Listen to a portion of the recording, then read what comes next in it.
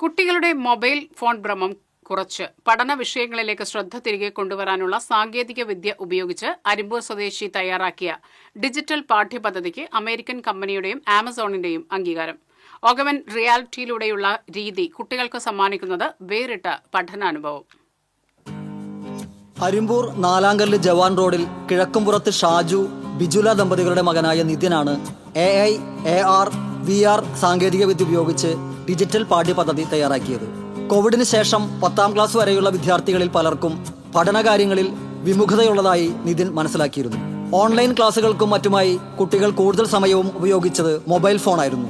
Mobile ഫോണുകളോടുള്ള കുട്ടികളുടെ അമിത ആകർഷണം പഠന വിഷയങ്ങളിലേക്ക് വഴിതിരിച്ചുവിട്ട് കുട്ടികൾക്ക് അറിവ് പകർന്നു നൽകാനായി Nithin augmented reality, virtual reality, artificial intelligence എന്നിവ ഉപയോഗിച്ച് ഒരു പ്ലാറ്റ്ഫോം രൂപീകരിച്ചു.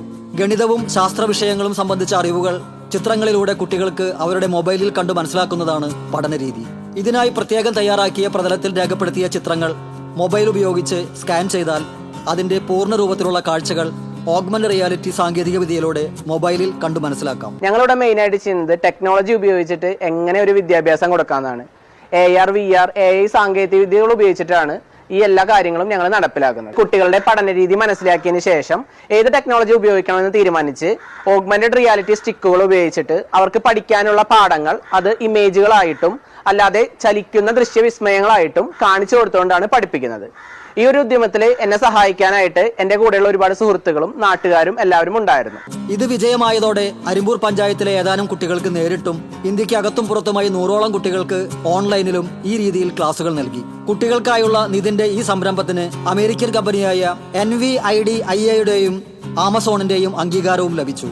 അതോടെ ഇവരുടെ ഡിജിറ്റൽ പ്ലാറ്റ്ഫോമുകൾ കൂടി നിതിന് തന്റെ ക്ലാസുകൾക്കായി ഉപയോഗിക്കാമെന്നായി. ആദ്യഘട്ടത്തിൽ 8 ലക്ഷം രൂപയുടെ ക്ലൗഡ് അധിഷ്ഠിത സേവനങ്ങൾ ഇതുവഴി ലഭിക്കും.